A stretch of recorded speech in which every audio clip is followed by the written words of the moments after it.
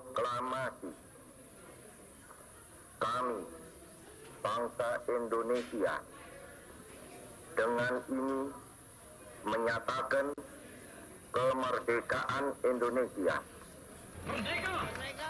Hal-hal yang mengenai pemindahan kekuasaan dan lain-lain diselenggarakan dengan cara saksama dan dalam tempo yang sesingkat-singkatnya.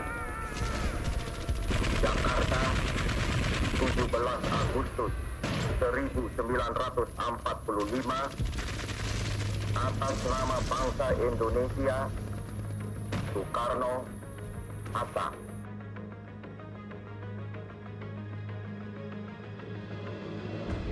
Pada bulan Oktober 1945, para pemuda yang dahulu dilatih oleh Jepang sebagai Gyugun dan Heiho membentuk Tentara Keamanan Rakyat Bangka. Berpusat di Pangkal Pinang, ditunjuklah Kapten Munzir sebagai pimpinan sementara.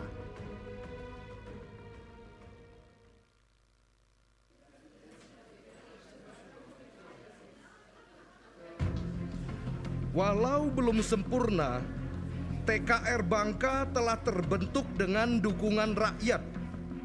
Mulai dari Mentok, Kelapa, Sungai Liat, Belinyu, Petaling, Sungai Selan, Koba, hingga Tobuali sudah berdiri pos TKR.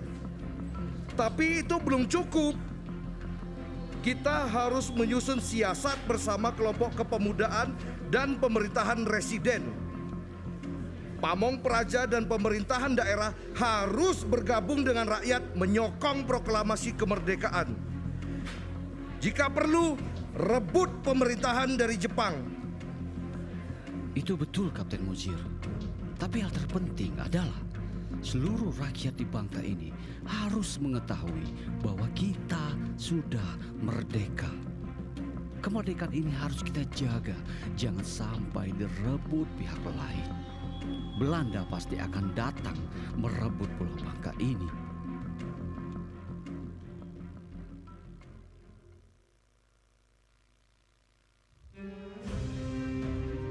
Pemuda-pemudi lainnya di Bangka juga tak tinggal diam.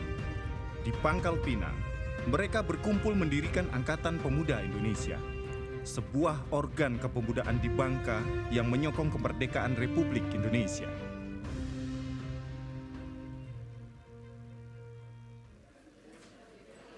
Indonesia merdeka, kawan-kawan.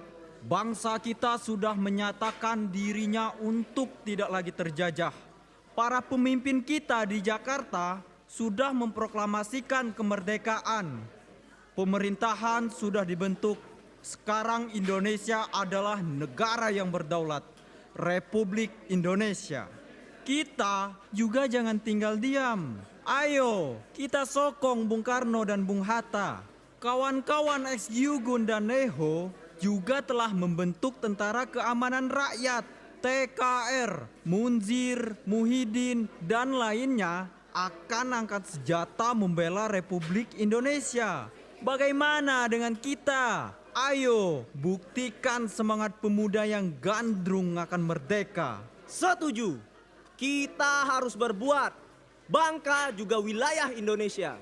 Sekali merdeka, tetap merdeka. Merdeka! Merdeka! Merdeka! Merdeka! Merdeka! Segera kita bentuk cabang-cabang API di seluruh Pulau Bangka, di setiap kecamatan hingga desa. Kita gelorakan semangat kemerdekaan kepada seluruh orang Bangka.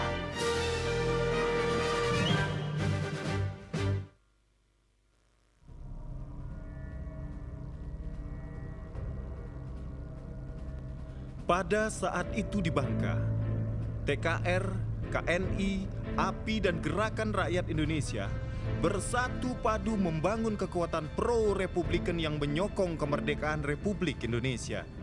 Tak lama kemudian, Mayor Manusama datang dari Lampung ke Bangka.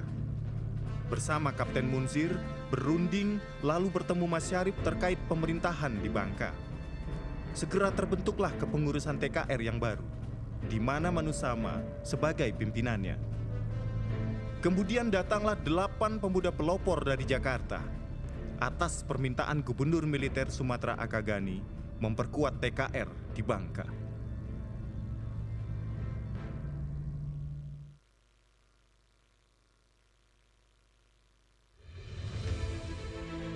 Merdeka!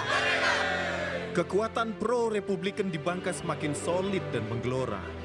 Pada bulan Desember 1945, TKR bersama API melakukan penyerbuan dan merampas persenjataan Jepang yang terletak di Kampung Dul, Pangkal Pinang.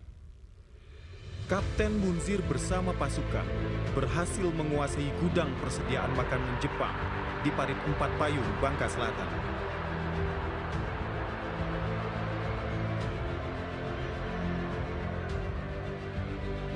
Di akhir Desember tahun 1945, Mayor Manusama memulai operasi laut di sekitar Tanjung Berikat, menghadang Belanda yang telah menguasai Belitung.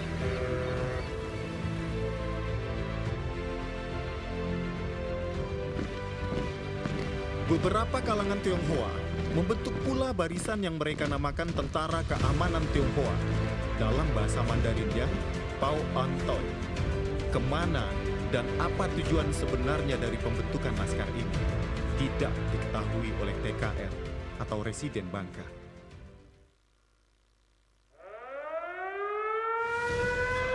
Pasukan Belanda bergerak dari Singapura dengan kapal Rensen di bawah bendera Inggris pada tanggal 11 Februari 1946.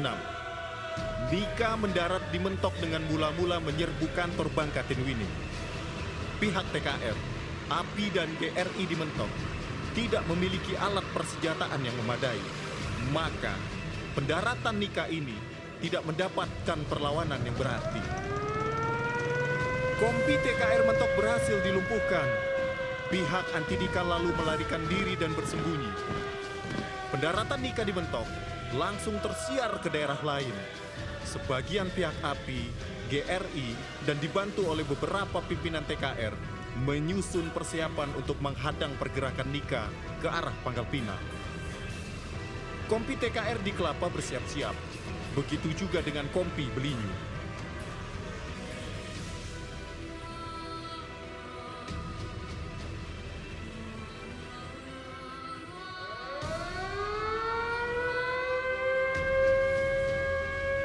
Pada tanggal 12 Februari 1946, jam 12 siang, di kilometer 12 antara Petaling dan Cengkok Abang, pihak TKR menggempur kedatangan tentara Nika dengan dahsyat.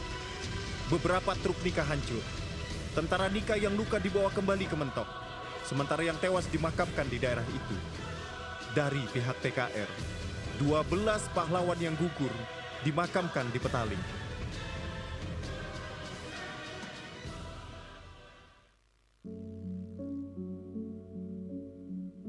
Pasukan Belanda berhasil menduduki Pangkal Pinang. Perlawanan masih terjadi di Tanjung Berikat yang dipimpin oleh Manusama. Tetapi tentara Belanda terus melakukan perburuan sisa-sisa TKR di seluruh wilayah Bangka. Kapten Muhyiddin dan pasukannya tertangkap di Belinyu, lalu dihukum tembak. Sebagian pasukan TKR melarikan diri dan bergabung dengan pasukan TKR di Palembang. Sementara API bergerak di bawah tanah.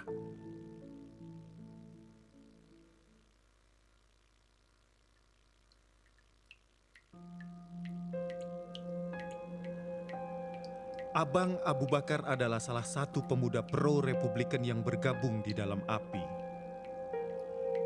Dia ditangkap di air bara, lalu disiksa oleh pasukan Nika.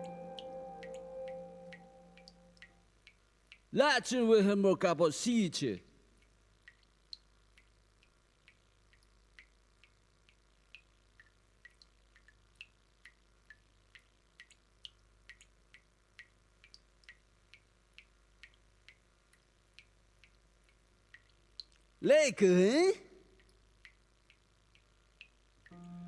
Abang Abu Bakar terus diinterogasi. Dituduh telah membunuh 12 orang Cina. Abu Bakar terkejut mendengar tuduhan itu. Jelas bahwa itu adalah fitnah semata. Diterangkannya bahwa ia hanya seorang anggota API yang tidak memiliki senjata apapun. Dengan sebatang pensil, tentu ia tidak dapat berbuat sesuatu yang akan mencelakai orang lain. Hei Lander, kriminal, kau yang membunuh orang Cina, ha? Ayo mengaku. Tak ada, Tuan. Saya tak paham yang Tuan maksud. Mengaku saja kau. Ekstremis seperti kau ini pasti yang berbuat anarkis. Ikut-ikutan gerombolan Republik itu. Kamu pasti gerombolan yang bikin keributan itu, ha? Tak ada, Tuan. Saya tak tahu apa-apa tentang itu. Saya hanya bergabung dalam kelompok kepemudaan. Hanya berbekal pensil untuk menulis, bukan senjata. Tak mampu saya mencelakai orang. Jangan bohong. Ayo mengaku.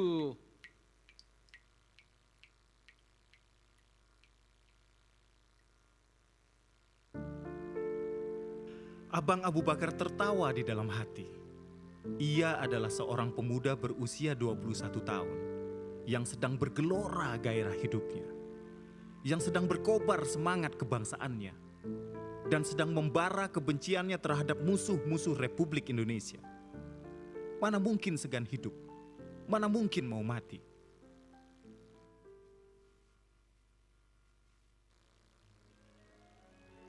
Di rumah Wedana Mentok, A.A. Bakar bersama adiknya duduk di teras. Terdengar olehnya suasana kegembiraan kelompok Belanda yang mengadakan pesta di kamar bola, tak jauh dari rumahnya. Suara mereka bercampur dengan bunyi musik hiruk-pikuk dan sangat jelas terdengar sampai ke rumah A.A. Bakar. Demikian kesalnya A.A. Bakar mendengarnya. Kepingin sekali aku melempari genteng kamar bola itu. Oi, kau jangan macam-macam. Kau harus pikirkan juga kedudukanku. Dan apa kau belum jera disiksa Belanda?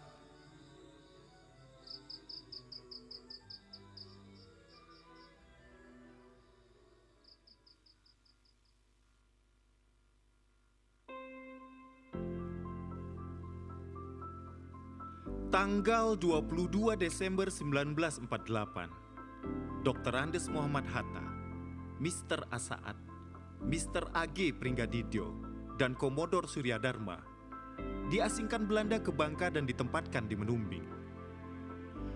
Awalnya Belanda merahasiakannya, namun lambat laun diketahui oleh rakyat Mentok. Para tokoh Republik ini sering melintasi bersama kendaraan sedan BN10. Suatu kali, mobil sedan itu melintas di Mentok. Sekelompok orang pejalan kaki memberanikan diri menghadang oto itu. Berebutanlah orang menjabat tangan-tangan pemimpin Republik itu dengan perasaan haru. Ada yang sampai menitikkan air mata. Pak Hatta dan Pak Pringgadidyo menyambut dengan senang hati sambutan halayak ramai di jalan-jalan itu. Kini orang sudah tahu bahwa mobil sedan hitam dengan nomor plat BN10 itu adalah mobil dari Menumbing. Dimanapun mobil itu melintas, selalu ada yang menyambutnya dan mengiringinya dengan teriakan "Merdeka!" tanpa menghiraukan siapapun yang ada di dalamnya. Pada suatu kesempatan, Bung Hatta dan lainnya diundang makan malam oleh Besturhof Mentok, Bapak Kemas Zainal Abidin di rumahnya. Selesai makan, para tamu dipersilakan duduk di ruang tengah. Tetapi mereka lebih senang duduk-duduk di beranda luar. Untuk makan angin, kata Pak Hatta.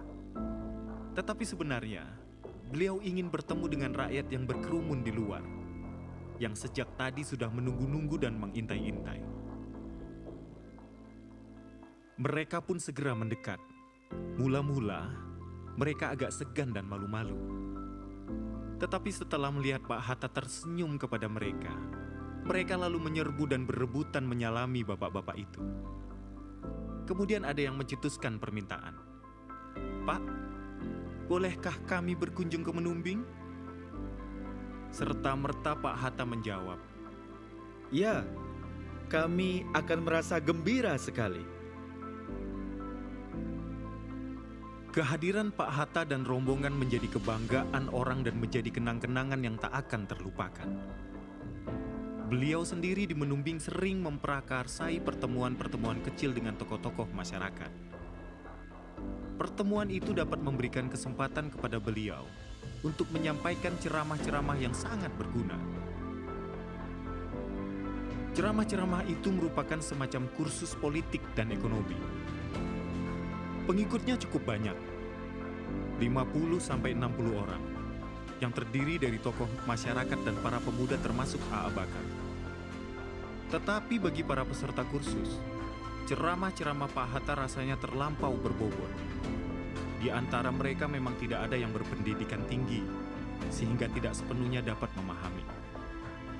Misalnya pada ceramah mengenai ekonomi, Bung Hatta mengawali penuturannya dengan berkata, Sebagaimana saudara-saudara sudah membacanya barangkali, buku Das Kapital, karangan Karl Marx. Sudah kau baca belum? Membacanya, judulnya saja baru kali inilah ku dengar.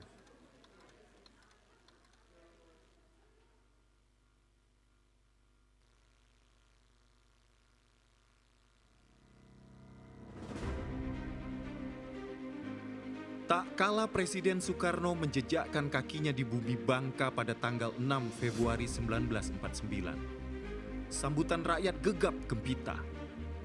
Di Pangkal Balam, seorang yang kuat dan kekar bernama Mat Amin berjongkok memunggungi di depan Bung Karno, kemudian membawa beliau di atas pundaknya menuju ke pintu gerbang. Begitu Bung Karno mendekati pintu gerbang, halayak tidak dapat ditahan lagi. Mereka menyerbu menyambut Bung Karno dan berebut menyalami beliau. Polisi sudah kewalahan. Juga Pak Haji Agus Salim tidak luput dari serbuan orang ramai. Akhirnya bapak-bapak pemimpin Republik Indonesia itu dapat dikawal menuju mobil sedan Plymouth putih BN2 dan dipersilahkan masuk. Tetapi Bung Karno tidak jadi masuk. Beliau rupanya lebih senang duduk di spakbor mobil. Di sepanjang jalan menuju ke kota Pangkal Pinang, rakyat mengeluh-ngeluhkan beliau, membengkikkan merdeka, dan menyerukan hidup Bung Karno. Lalu ada yang berteriak, sudah 3,5 abad, Pak. Sabar, sabar. Mobil jadi lamban sekali jalannya. Kadang-kadang terhenti dicegat orang ramai. Mesinnya kadang-kadang dimatikan, dan mobil berjalan didorong oleh pemuda-pemuda dari Pangkal Pinang.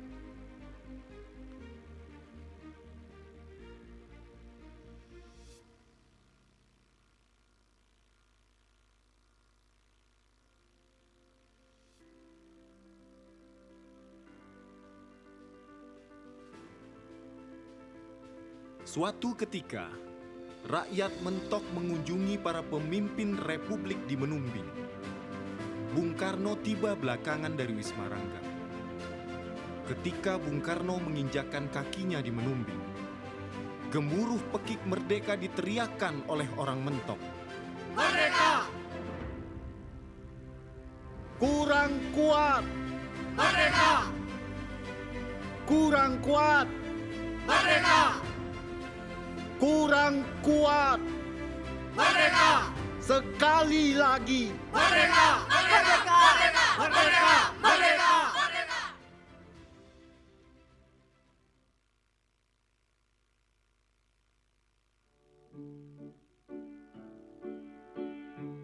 Abang Muhammad Yusuf Rasidi adalah pemuda mentok yang memiliki keakraban dengan Bung Karno. Sewaktu Bung Karno tiba di Mentok pada Februari 1949, pemuda Yusuf Rasidi inilah yang pertama dipanggil untuk menghadap. Kemudian diajak berjalan-jalan di dalam kota Mentok sambil berbincang tentang banyak hal. Awalnya Yusuf Rasidi kaget menerima utusan datang ke rumahnya, menyampaikan bahwa ia dipanggil Bung Karno ke Pesanggerahan. Sekitar jam 4 sore, dia dan Bung Karno berjalan mengelilingi kota Mentok. Ia menjelaskan apa saja yang ditanyakan Bung Karno. Sejak hari itu, hubungan Bung Karno dengan Yusuf Rasidi menjadi akrab. Ada sebuah kewajiban tidak tertulis. Yusuf Rasidi harus datang ke pesanggerahan selepas maghrib setiap hari. Berkumpul bersama pemuda-pemudi lainnya, berbincang-bincang dengan Bung Karno.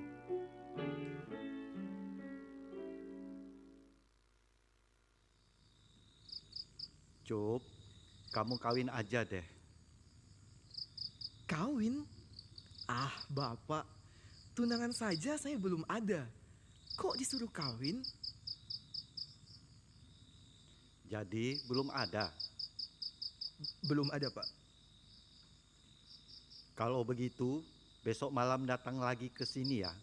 Dan yang rapi.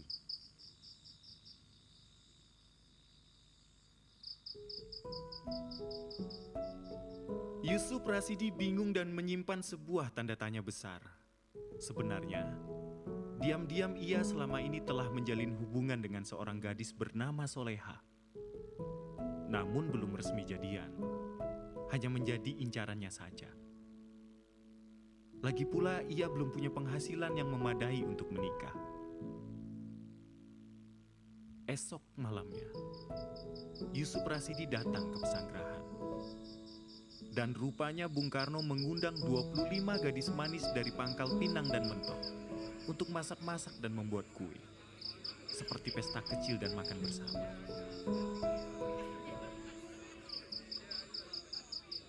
Gimana Cup? Ada enggak? Enggak ada, Pak.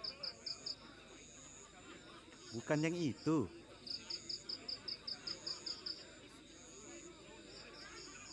Udah Cup, kamu kawin saja sebelum saya balik ke Jogja. Saya nggak punya duit, Pak. Beres deh, nanti saya yang ngurus.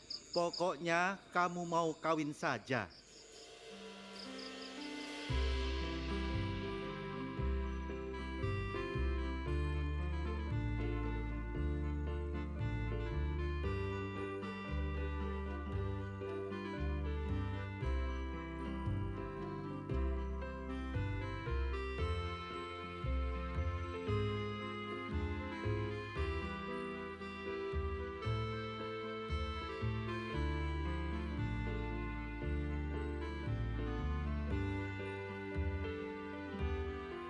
Akhirnya orang tua kedua belah pihak dihubungi untuk maksud itu.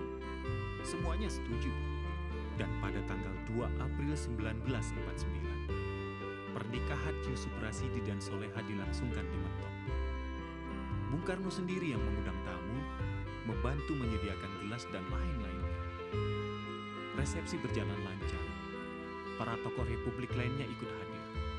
Haji Agus Salim memberikan khotbah nikah dan berpidato membakar semangat rakyat.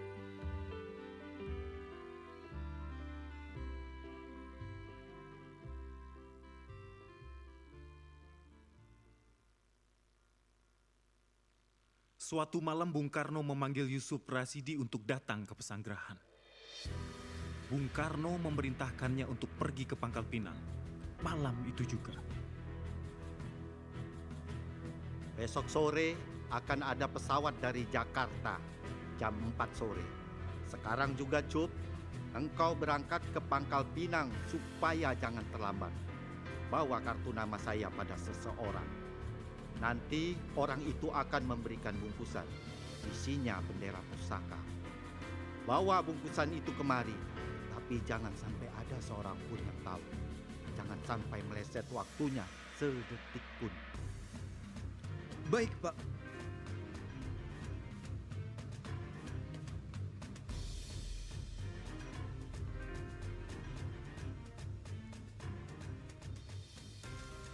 Sudah ada yang berangkat, Cup. Besok malam saja kamu kemari.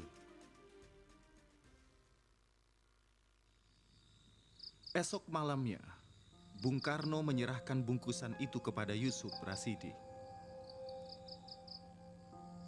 Simpan baik-baik, Cup.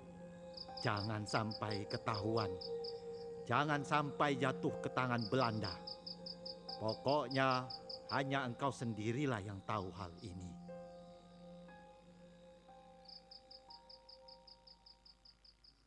Setelah peristiwa bendera pusaka itu, Tak pernah Bung Karno menanyakan dan menyinggung perihal bendera tadi. Hingga sehari sebelum kembali ke Yogyakarta, Bung Karno menagih bendera tersebut.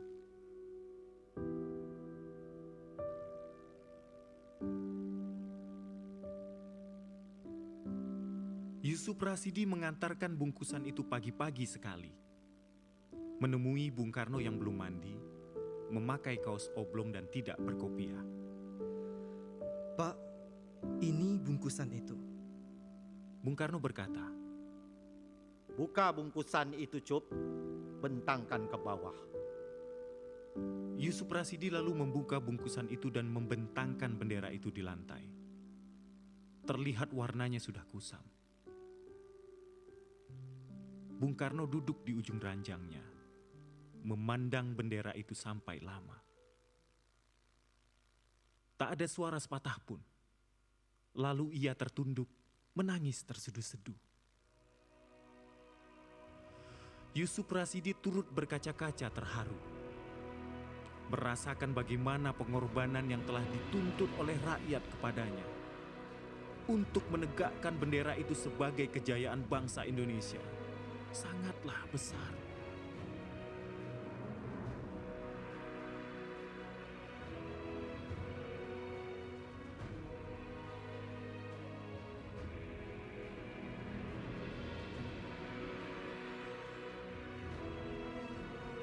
Rakyat Bangka nyata bersemangat republik, nyata berkehendak Bangka masuk dalam daerah republik.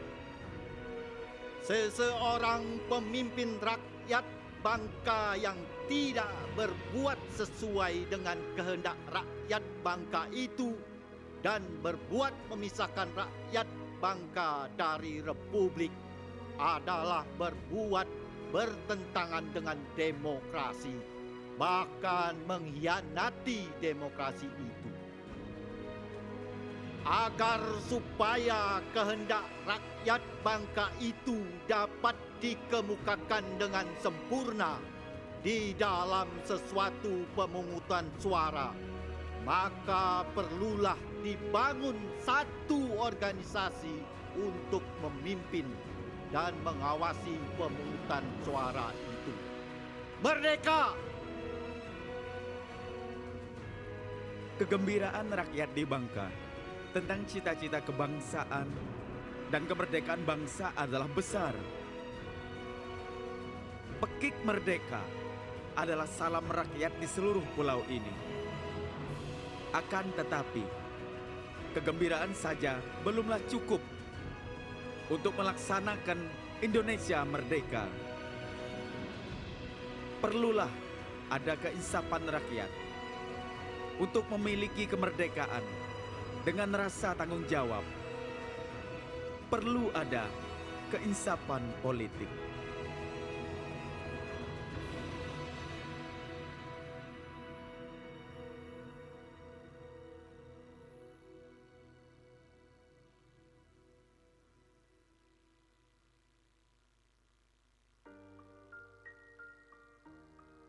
Pada tanggal 5 Juli 1949, diadakan perpisahan di Pesanggerahan Mentok. Bung Hatta berkata, Ada masa datang, ada masa pergi. tidaklah sia-sia segala kegiatan dan kesibukan pemimpin republik itu di Menumbing dan di Mentok. Menerima utusan demi utusan, delegasi demi delegasi, dari dalam negeri maupun dari luar negeri. Baik untuk berunding atau menetapkan segala sesuatu dalam rangka memulihkan Republik Indonesia dan menyerahkan kedaulatan kepada bangsa Indonesia. Perjuangan ini telah berhasil memenangkan diplomasi mereka dalam kancah politik internasional. Maka ada yang mencetuskan slogan, From Bangka Begin Victory, atau dalam bahasa Belandanya, Van Bangka Begin Victory, yang diterjemahkan menurut Pak Rum ialah, dari Bangka datangnya kemenangan. Untuk dapat memberikan bantuan sekedarnya bagi biaya dalam rangka usaha memulihkan republik itu, diadakanlah gerakan pengumpulan dana secara cepat. Dan dalam waktu singkat, terkumpullah uang sebanyak 90.170 gulden yang kemudian diserahkan langsung kepada Presiden Soekarno. Dan esok harinya, mereka meninggalkan Menumbing dan Mentok untuk menuju ke Pangkal Pinang. Di Pangkal Pinang, diadakan acara perpisahan oleh Perwani Pangkal Pinang. Dan diadakan pula acara perpisahan untuk umum di Balai Haminte. Pada tanggal 6 Juli 1949 adalah hari keberangkatan para pemimpin Republik itu. Sejak pagi, sebagian penduduk kota Pangkal Pinang sudah berdatangan di lapangan terbang Kampung Dul, dan menjelang keberangkatan, manusia sudah menyemut di pinggiran lapangan terbang itu. Sebuah pesawat terbang dari PBB telah menunggu di landasan. Besturhoff dan istrinya bersama puluhan tokoh masyarakat mengantar sampai ke tangga pesawat. Setelah bersalaman dengan para pengantar, pemimpin-pemimpin Republik satu persatu naik ke tangga dan sebelum masuk melambaikan tangan kepada rakyat yang berkerumun di pinggir lapangan.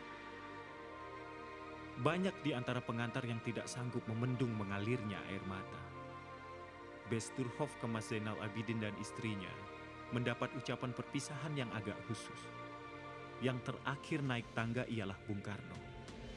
Di atas puncak tangga, beliau berdiri tegak dan memandang berkeliling.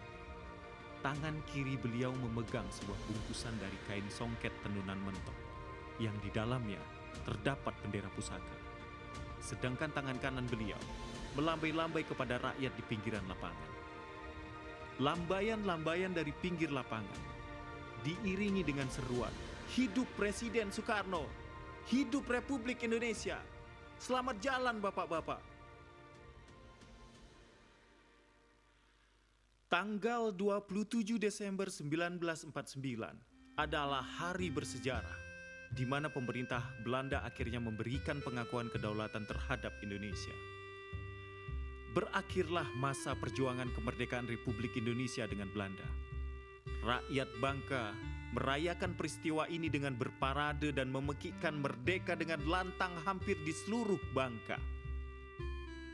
Bangka yang sebelumnya adalah daerah swatantra bagian dari Republik Indonesia Serikat, pada tanggal 4 April 1950 bergabung dengan wilayah Indonesia. Sejak saat itu hingga saat ini, Bangka adalah Indonesia seutuhnya untuk selama-lamanya.